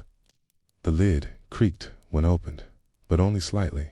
A whisper of wood on iron, a sound so common in the kitchens of medieval villages that no one ever paused to listen. And yet, Martha Thorne lifted that creaking lid one cold morning in February. Something slid from beneath the rim and fluttered into the churn like a moth too heavy to fly. It wasn't paper at first glance. It was fabric, cream-colored, rough, like the muslin used to bind cheese or line the soles of worn slippers. Martha hesitated before reaching in. Her hands, usually so quick and sure with lard or barley or a ladle, moved like they had forgotten their purpose. She lifted the cloth, and with it, the weight of a secret lung folded into silence. There, stitched, not with thread, but with dried beet ink, was a message. One line, 9 words. Words Martha had seen only once before, when she was a girl and her grandmother held a needle to find for the constables to notice. The river does not forget the shape of a bridge. She read it again, slowly, deliberately, like you might read the final line of a prayer before the storm. Lamp flickers out. Then, gently, she folded it back into the churn, not because she feared it, because she understood what it meant to let a secret breathe for only a moment, then let it go back to sleep. That message wasn't meant for her. It was meant for the girl whose hands stirred the churn at dusk each day, who sang softly to herself and always stirred clockwise, even when it slowed the process. Her name was Erla, 16, sharp-eyed, and known in the village only for being too careful, which, in farm terms, often meant not careless enough to be trusted. She had come to work in the Thorn household 3 winters ago, after the harvest freeze left her father with no ox and her mother with lungs too wet to breathe past mid-spring. She never spoke of her home, never spoke much at all, but she watched, listened. She could tell when the pigs had eaten turnip instead of parsnip by the smell in the air. She could fold linen so tightly the corners held together in a breeze. When she cut bread, it was always in equal slices, even without measuring. Precision. Some said oddness, said others, but Marta remembered her grandmother's words. Girls who are careful with cloth are often careless with rules. That, Marta suspected, was the heart of it. This girl was writing, or, the very least, someone had written to her, not in ink, not in charcoal, but in the patient, disappearing language of stitches and pulp, the kind of writing that melts if touched by rain, but cuts through time like a chisel through soft limestone in Brandlemere and the villages nearby. Words had been managed for generations. Books were kept in iron boxes. Letters required stamps of approval. Reading aloud, especially after sundown, was only permitted during sanctioned prayer or announcements. Scribes wore blue. The readers wore gray, and the rest were silenced like wool. But some resisted go quietly by weaving messages into clothing hems, by scoring phrases into dry bread before toasting, by hiding words in patterns too subtle to convict. Erla, it seemed, was one of them. Marta didn't confront her, not at first, not even when she caught the girl staring too long at the fire bricks, counting them, maybe, or matching their cracks to something only she could see. Instead, Marta began to notice, really notice, how Erla always dried her hands with the same cloth faded green, with the corner mended not once but 3 times, how she kept a walnut shell in her apron pocket, hollowed and dark, how her fingers were always cold, even near the stove, and how, each evening, she walked alone to the river and stood on the old bridge just long enough to see the water pass 3 times. Marta had once believed that survival was made of flour and coin. You feed what lives and bury what doesn't. But lately, she'd begun to suspect there was something else too, something slower, less practical, and more insistent.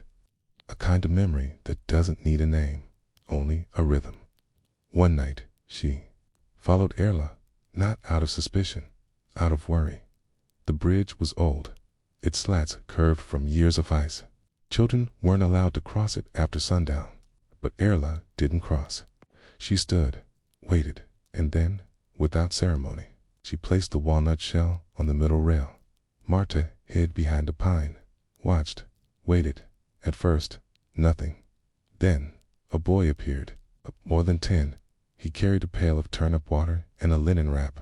He took the shell, left the wrap. No words, no nod, just a passing of one item for another, like 2 ghosts maintaining balance. Erla picked up the wrap and walked back without even unfolding it. Marta said nothing that night, or the next. But she noticed the bead ink on Erla's cuff the following week, dried and almost invisible. It's not enough to accuse. It's just enough to understand. Someone was writing again, not copying scripture, not transcribing taxes. Writing, really, writing, passing ideas across the water like smugglers carrying night in a basket. By mid-spring, others had noticed too. A pattern had begun. The bread from the community oven showed occasional imperfections, cracks that didn't align with heat. They looked like glyphs. When asked, the Bakara man with only 1 eye and 2 daughters claimed the bread had settled strangely. But when that same bread was dipped in river water, it stained slightly, pink, Beat, ink, dot, not fresh, but real. It meant the pattern was deliberate, not vandalism, not error. Communication. Someone, perhaps.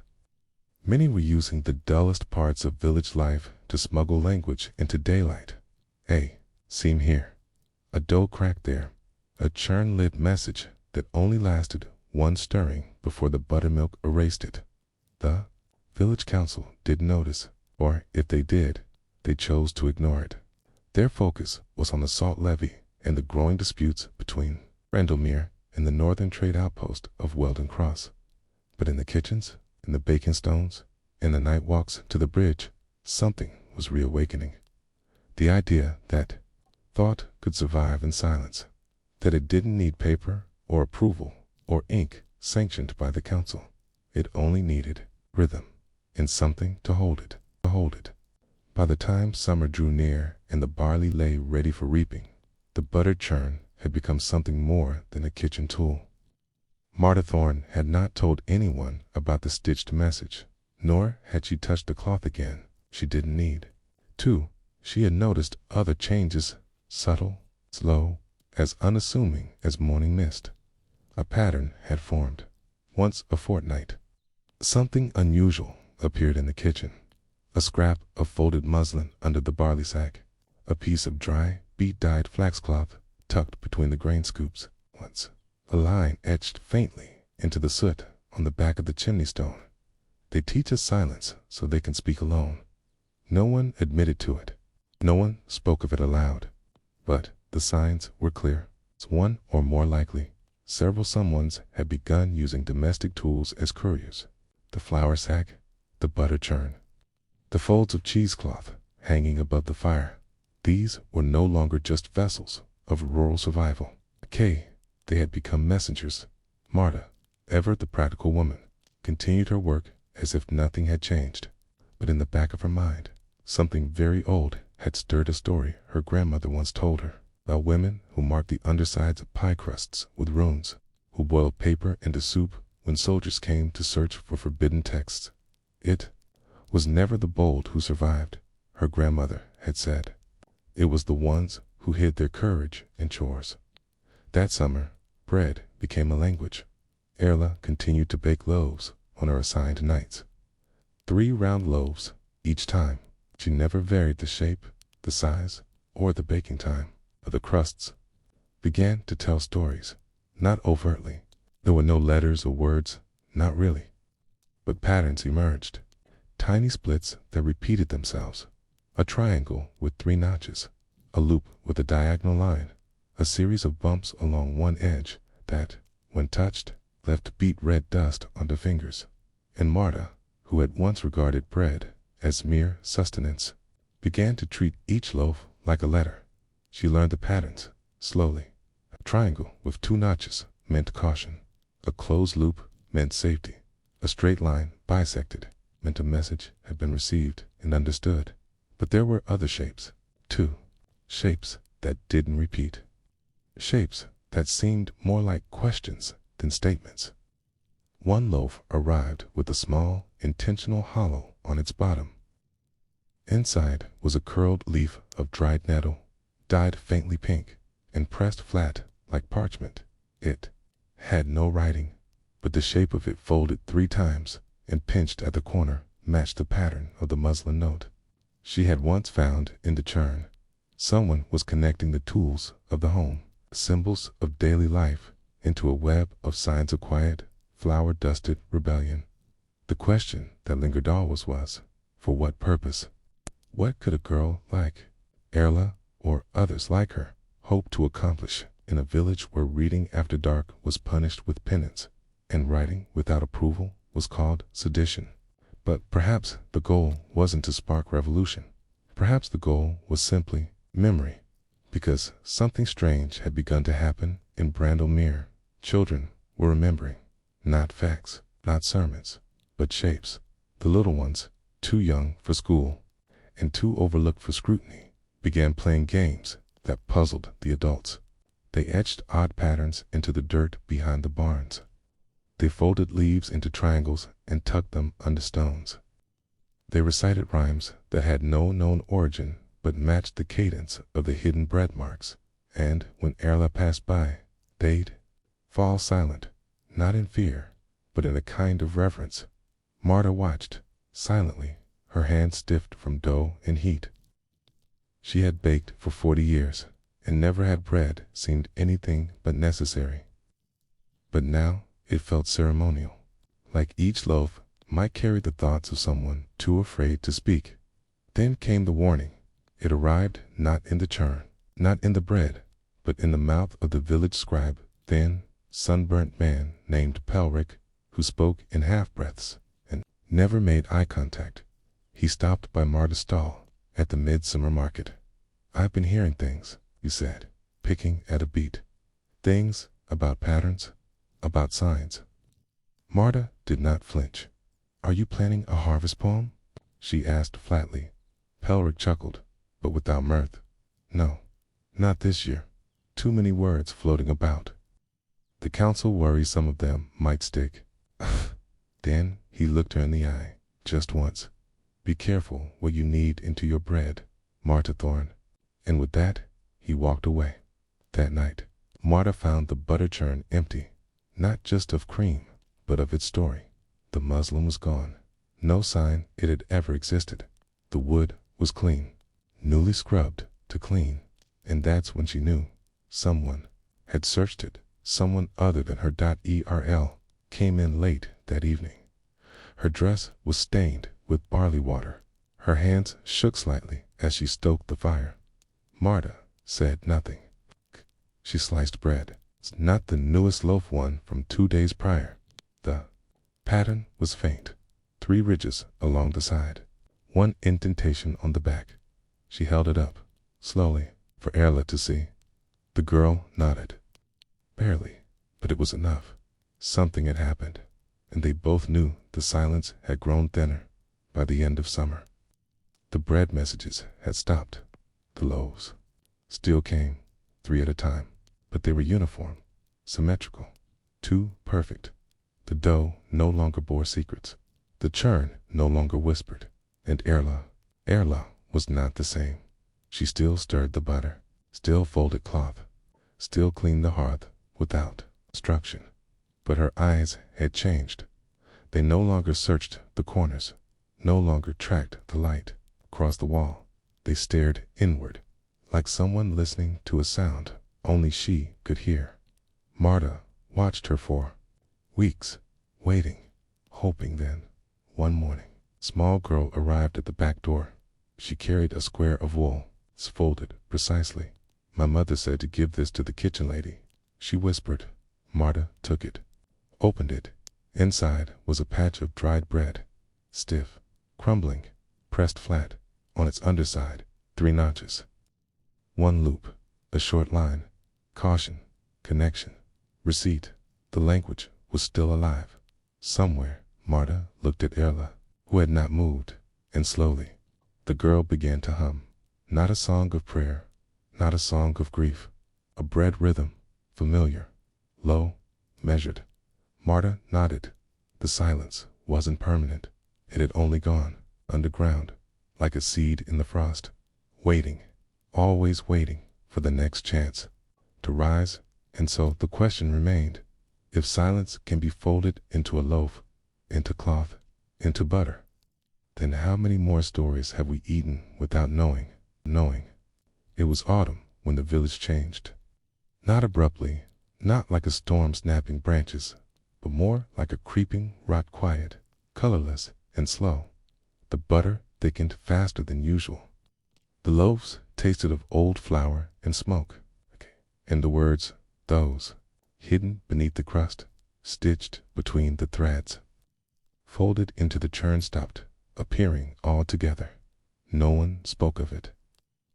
No one asked what had changed, but the air had grown heavier in Brandomere, not with weather, but with caution. The council had announced a new rule under the pretense of health.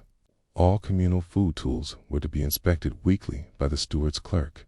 Flour sacks would be tallied, loaves counted and logged, butter churns, cheesecloths, and baking stones all subject to search. The rule was said to keep the village pure of contamination, though no one could quite say what that meant. Still, it had the desired effect. Fear in Martha Thorne's kitchen. The butter churn was no longer just a vessel for crimin, had become a monument to something lost.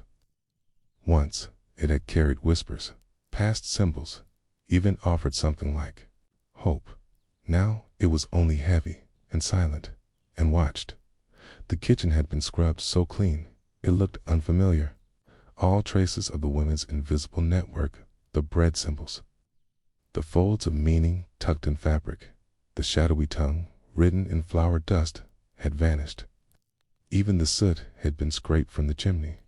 Erla, too, had changed again.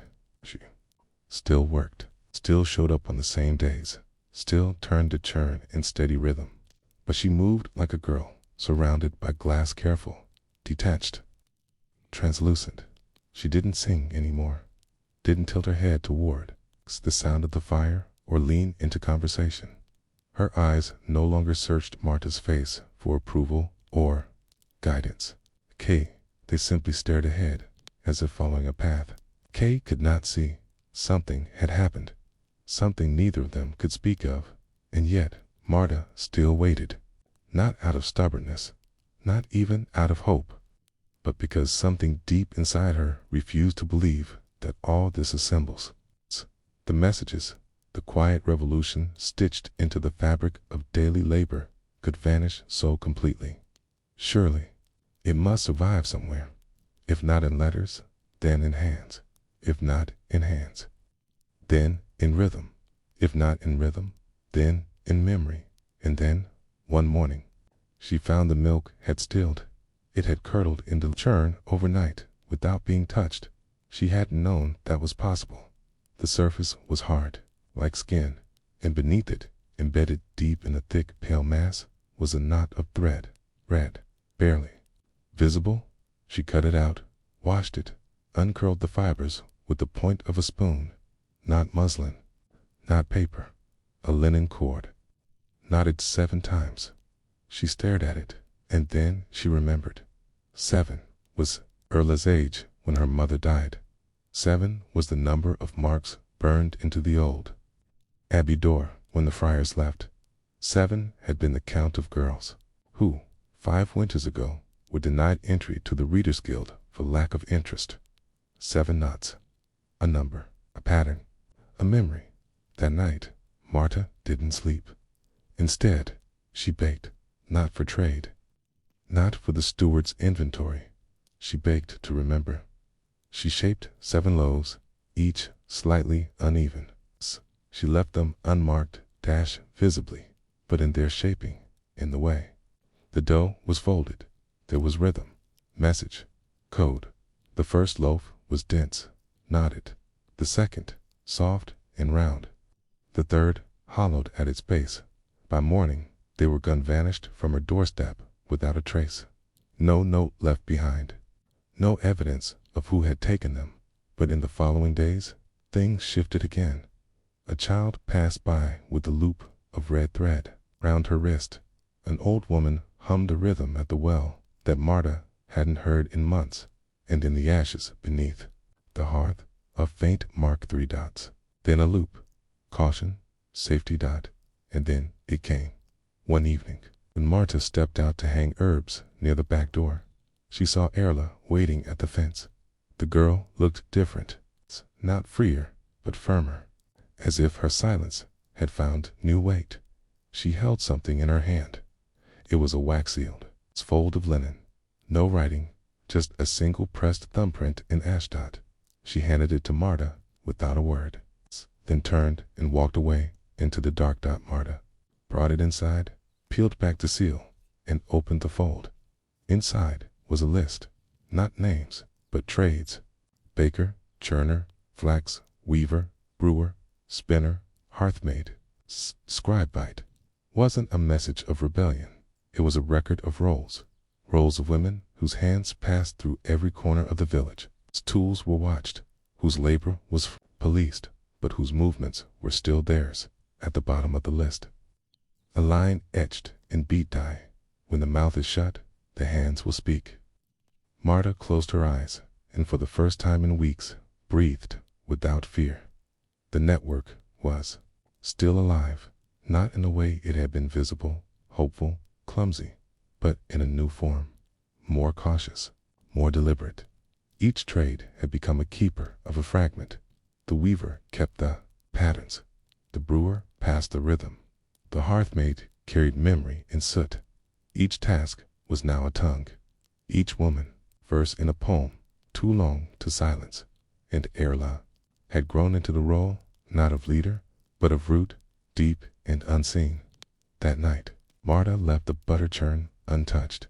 Instead, she laid a folded scrap of cloth beneath it clean, empty, a blank page. Not because she had something to say, but because someone else might. Because perhaps the churn wasn't just for butter. Not anymore. It was a vessel for what had always mattered more than cream or bread or flour. A vessel for thought, for warning, for memory, and the next morning it was gone, replaced with a different cloth folded, sealed, empty, but stained faintly red. A reply. And so the kitchen went quiet again, but not silent, because now, when the milk stilled, Marta listened, and when the bread split open, she looked, and when Erla came, it offered nothing but presence.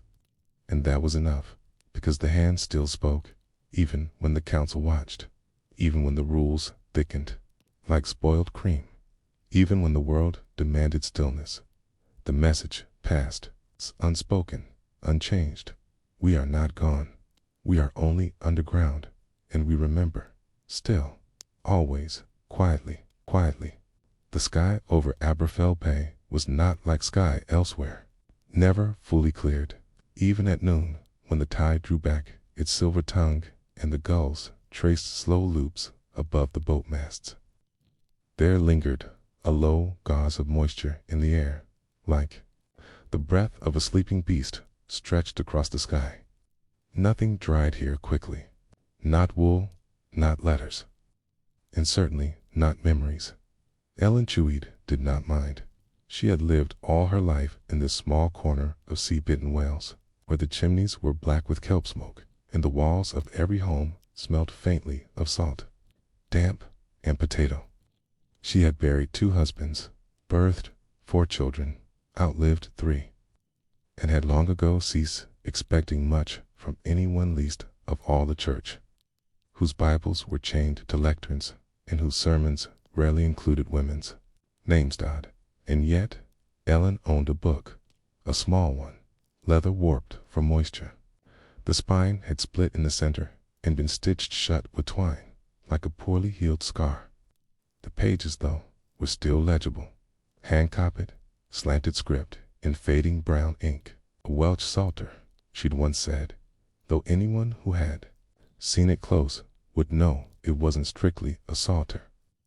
It had psalms, yes, but also recipes and weather rhymes, notes in the margins, verses rewritten, then reworded again. There was even, in the very middle, a folded square of oil paper with a dried pressed fish scale and the phrase, "For the tide that forgets." No one knew who had written it. Ellen said it was given to her when she was 17, on the day of her first husband's burial, slit beneath a mourning shawl. She never said by whom. She kept it wrapped in linen, tucked inside the chimney wall behind the kettle hooks, never more than a stretch of the hand away. She didn't read it, often not, because she feared it, but because she revered it. The way one reveres a hymn, long forgotten by the congregation, or the face of a mother you only saw in daguerreotypes. She did not share it, except when she did. That is to say, women came, quietly, not frequently, but reliably. Sometimes it was a girl who had been beaten for asking what the sermon meant. Sometimes a washerwoman with knuckles red from the river who wanted to know. The passage about water and washing could also be for her. Sometimes it was no one at all, but a folded fishcloth left at Ellen's door with 2 words, "Salt book." She would open the back door, keep the kettle on. The book would stay on her lap, and the girl or woman would sit across from her, damp hymns folded, hair tied back with string.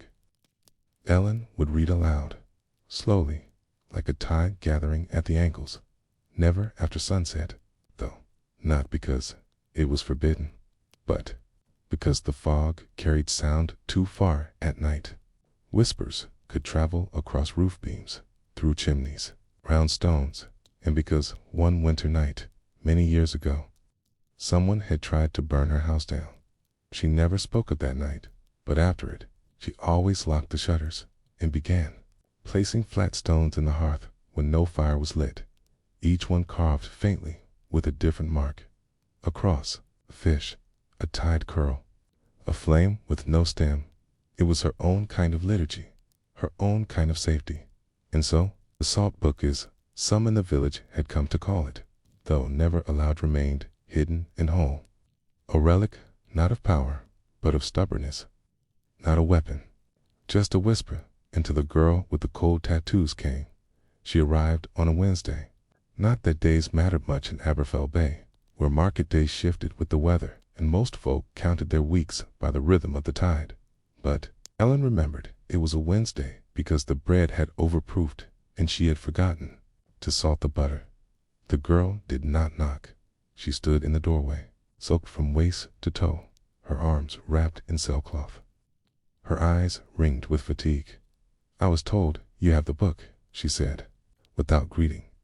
Ellen didn't ask who told her. She simply stepped aside. The girl's name was Shian. She had come from the northern coast, from a cold town where women worked the sword heaps and sang in the alleys to keep rhythm. She was marked 2 faint dots tattooed at her temple, the sign of a breaker's daughter. She was also 16, and she could read. This last fact made Ellen pause, not because it was rare, though it was, but because the girl had said it, not with pride or fear, but with weariness. "I can read," she said, "but I'm forgetting." "Forgetting what?" The girl looked away. Why it mattered. That night, Ellen did something she had never done.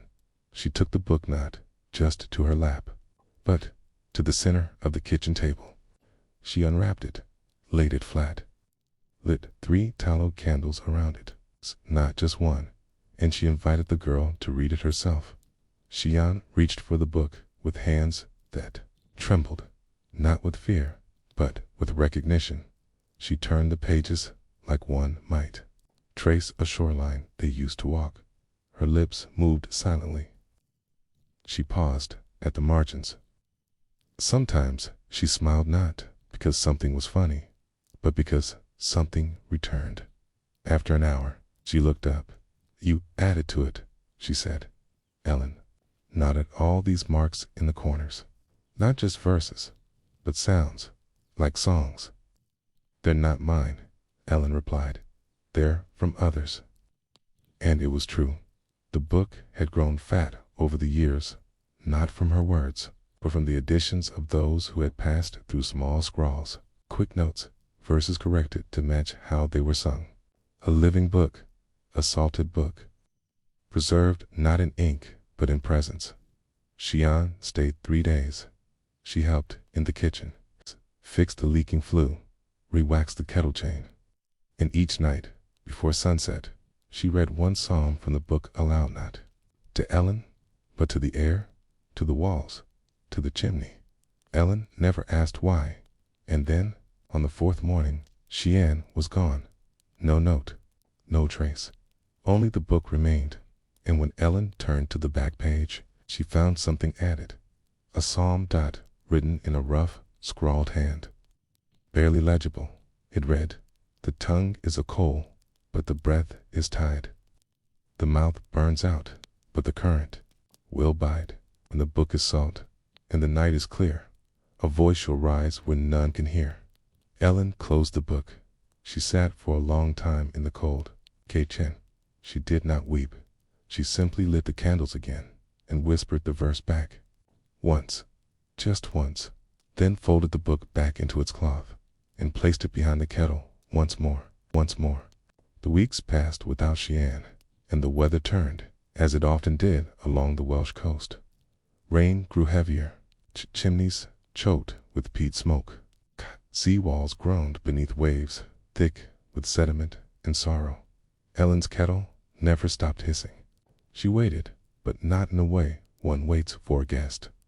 It was more like how one listens for the last note of a song once the melody has ended, quietly, without expectation, without interruption. Still, she noticed things. A knock on her door when no one stood there. A sprig of rosemary left on the window sill fresh, though none grew near. Small things, signs, perhaps, or coincidences. In Aberfell Bay. The two were often the same. The book remained untouched for several days after Sheehan left. Ellen wasn't afraid to open it, only unwilling. The silence around it was a kind of mourning, a space being made, like letting bread rest after kneading. It needed time to settle. Then, one morning, the third Sunday after Sheehan's disappearance, the church bell did not ring. It wasn't unusual. The bell had missed days before rusted rope, a broken yoke. But this time, the village noticed. People muttered. A silence, when once there should have been sound, carried more weight than noise. That night, a young woman from across the quay came to Ellen's door. Not a girl this time, not someone seeking a psalm or a recipe. She wore fisherman's boots and smelled of ash and iron. Her hands were raw and red. With rope burn, she didn't speak, just looked, and Ellen knew the book was needed, so she unwrapped it. And as the two women sat in the dim kitchen light, surrounded by the smell of burned seaweed and old potatoes, Ellen opened to the last written page. The psalm Sheehan had left. She read it aloud again, but this time something shifted. Her voice trembled, not with fear, but with resonance. The words felt heavier, as if they didn't end on the page, but reached into the air around them. The woman across from her sat straighter. Her eyes glistened. Her breath slowed. Ellen closed the book, and something in the room felt full, not with presence, exactly, but with intention. She watched the woman leave without a word, stepping into the mist. The next morning, a boy delivered a note, folded and sealed with blue wax. No mark on the outside. Inside was a single sentence. The tide is ready. Ellen put the kettle on again. Later that day, 4 women arrived, one after the other, all older, all widowed. They came with baskets of smoked fish and hard cheese and folded scarves. They didn't ask about the book, but they each looked at the hearth, and they each took one of the carved stones from its niche. No one said a word. That night, the fog was unusually dense and climbed the walls like ivy. Lanterns were lit early, and even the gulls were quiet. The village pressed in on itself like a closing fist, but in Ellen's home, the kitchen glowed. The book lay open, its pages slightly curled with damp, and 5 women sat around it. They didn't read aloud. They listened, and the sound they heard wasn't speech. It was the echo of words long buried, of verses whispered by mouth after mouth across generations, of a literacy that wasn't taught, but inherited, of memory passed not through ink, but through salt and breath. Each woman touched the page. Then, without command or agreement, they began to write. Not full passages, just fragments, pieces, a line from a song sung during childbirth, a recipe for willow bark tea with a line from Lamentations tucked in its margin, a poem, unfinished, beginning only with, "When my daughter bled, I held her hand and lied," when the final line was penned. Ellen closed the book. The pages were damp with mist and candle wax, but they shone, and the women rose, without speaking, and left. That week, the bell tower collapsed. The priest called it wind.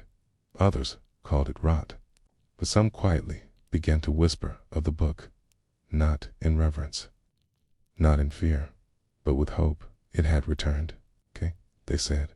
And though they never said what it was, they all knew It wasn't power. It wasn't defiance. It was memory. The book was memory, stitched together by those whom memory had most often forgotten. Women, mothers, daughters, widows, all with voices unrecorded in parish ledgers, all with names missing from property lists, all with hands that had churned, cradled, salted, and soothed-tanned, yet left no trace in any official record. But here, in this book, their traces remained. Salted, yes, warped, faded, but present, living, living, winter, deepened, snow, rarely lasted in Aberfell bit, melted into the fog, before it could cling to ground. But the cold remained, and so did the women. More came. Some stayed, some left things behind, scraps of cloth with stitched verses, dried flowers pressed between blank pages, even an old piece of slate with markings worn smooth from use. Each edition was catalogued by Ellen, but by the book itself, it had grown fat now, not bloated, just dense, like it carried not just words, but intention. And then, late one night, a knock, hard, urgent, at ELE, opened the door to find the constable, and behind him, 2 younger men from the parish committee. They looked nervous. "Is it true?" The constable said slowly, "that you've been collecting writings?" Ellen didn't answer. The younger man stepped forward, his concern. He said, "That heretical material may be," but the constable held up a hand. "Just let me see it," he said quietly. Ellen stepped aside. The constable entered. The others did not. He walked to the hearth, saw the candles, saw the book. He paused, and then, unexpectedly, he sat. His eyes passed over the cover, the corners softened with age. He didn't touch it, just looked. "I remember," he said, "when my grandmother used to sing psalms while gutting fish. Said they made her faster." Ellen said nothing. She wasn't allowed to read, he added. Tell. But she knew all the words. Said they were sewn into her hands. A silence passed. Then he arose. He looked at Ellen, his expression unreadable, and without another word, he left. The book remained, and so did Ellen. The frost came early that year, the kind that curled under windowsills and painted feathery patterns across the inside of water jugs, the kind that worked its way into the bones of a place until even the stones seemed to hum with cold. And yet, the hearth at Ellen's cottage never went out, not once. The fire burned low and steady, like a patient heart that had learned how to beat without hope or hurry. Every evening, the candles were lit, not all at once. One by one, in a slow rhythm that seemed older than the practice itself, the flame moving from taper to taper, as if passed by breath. In the book, the salterdash remained open most nights, not in display, but in use. It was no longer just Ellen's book. It belonged now to the women of Aberfell Bay, to the ones who came by choice, and to the ones who came because they had nowhere else to turn. They came in silence, with smoke in their hair and sore ankles from walking through the salt marsh.